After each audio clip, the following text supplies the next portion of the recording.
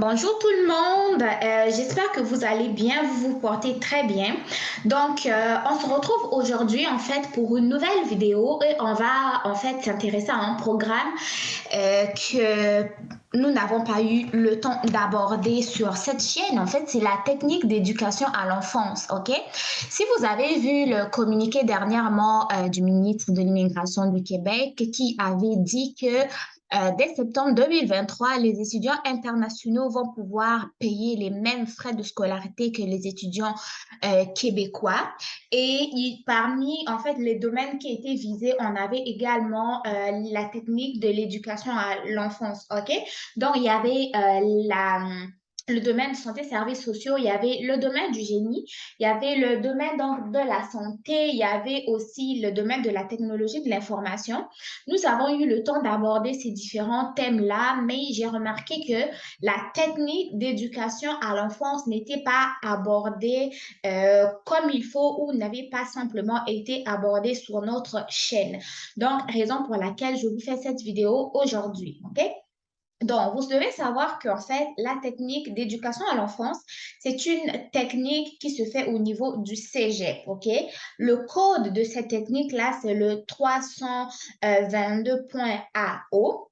Et donc, lorsque vous terminez votre technique, vous obtenez un diplôme d'études collégiales qui fait partie donc du domaine des services sociaux éducatif et juridique, OK?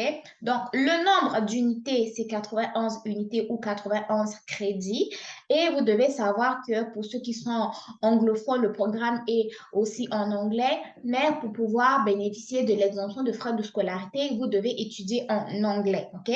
Donc, nous allons aborder la formation. Donc, on va descendre un peu, je vais vous montrer comment est-ce qu'elle se présente. Donc, vous avez les objectifs de la formation ou du programme qui est ici. Donc, le programme a vraiment pour but de former des éducatrices et éducateurs en service de garde, pouvant intervenir auprès des enfants de 0 à 12 ans, OK? 0 à 12 ans. Et donc, la fonction principale de ces éducatrices-là et de ces éducateurs, pardon, va consister à créer un milieu de vie propice au développement physique, psychomoteur, cognitif, langagier, socio-affectif et moral des enfants en établissant avec eux une relation significative sur le plan affectif. OK? Donc, elle ou il ont également pour rôle de concevoir, d'organiser, d'animer et évaluer des activités qui vont favoriser le développement global donc, des enfants dont ils vont s'occuper. Maintenant, quand on va regarder au niveau de la durée de la formation, c'est une formation d'une durée de 1830 heures, OK? Donc là, ça remplit les conditions du permis d'études. Et sinon, le nombre total, c'est 2490 heures, OK? Donc, au niveau de la durée totale, vous devez savoir que le programme va inclure des cours de formation générale, donc ils vont être communs à tous les programmes et ça va durer environ 420 heures. Ensuite, il y a des cours de formation générale qui sont propres à la technique donc d'éducation à l'enfance qui a une durée de 150 heures ainsi que des cours de formation générale complémentaires pour 90 heures. Okay? Donc, vous avez deux types de cours que vous allez recevoir, des cours généraux, des cours spécifiques au programme et des cours complémentaires. Donc, la durée ici, on dit, correspond à la formation théorique et au travail de laboratoire. Oui, vous allez avoir des laboratoires. Toutes les formations techniques au Québec ont toujours des laboratoires ou des stages. Et vous devez savoir que dans ces cours théoriques-là et ces laboratoires-là, exclut les heures de travail personnel de l'étudiant, OK, ou de l'étudiante, ce qui veut dire que en dehors des cours théoriques que vous aurez à l'école, en dehors des laboratoires, vous allez avoir aussi des parties que vous devez faire tout seul à la maison, c'est-à-dire donc étudier, faire des travaux, vous préparer pour les examens, etc., etc. Donc là, nous avons terminé la durée de la formation. Là, nous allons aller au niveau du contenu. Que contient la formation, OK? Donc là, vous avez les différents cours que vous allez recevoir au cours de la formation. Donc, premièrement, ils vont vous montrer comment analyser la fonction de travail. Ici, observer le comportement de l'enfant, situer les besoins d'un enfant au regard de son développement, agir de façon sécuritaire en milieu de travail. Ici, en fait, partout où vous allez travailler au Québec, peu importe le domaine, ils vont vous dire agir de façon sécuritaire, agir de façon sécuritaire. Ici, la sécurité, c'est très, très, très, très, très important.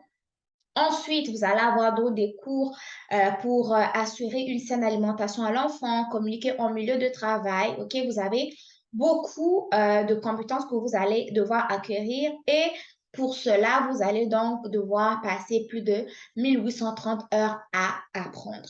Donc là, nous avons regardé la formation comme telle et là, nous allons maintenant nous intéresser aux conditions d'admission et les prérequis.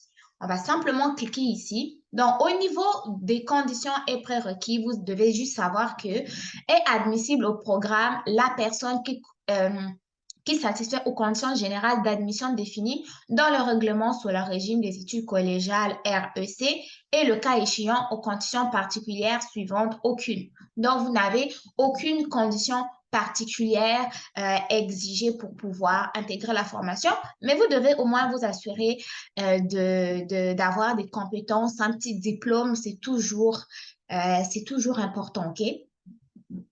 Donc là, maintenant, on va regarder les différents organismes scolaires qui vont offrir le programme. Vous devez savoir que ce programme-là, le technique d'éducation à l'enfance, est offert au niveau des collèges. Vous avez les cégep ici. Vous avez les cégeps donc de Bécomo, vous avez des cégeps, des collèges, etc. Mais comme vous savez, vous devez être dans des établissements qui vont être désignés de préférence en région et en français. Et donc, si on essaie de regarder un peu la liste, OK? Quand on regarde, par exemple, le cégep de Beauce-Appalaches, c'est pas à Montréal et la formation se donne 2 jours. Si vous voulez plus d'informations, vous cliquez simplement ici et la technique s'ouvre dans l'école elle-même, OK? Donc, là, vous avez environ, OK? J'aime ça d'ailleurs. Le fait qu'on vous donne ici le code du cours, le jour, en fait, l'horaire, c'est-à-dire est-ce que le cours est donné de soir ou de jour? Oui, ça, c'est de jour. Le diplôme, c'est le DEC.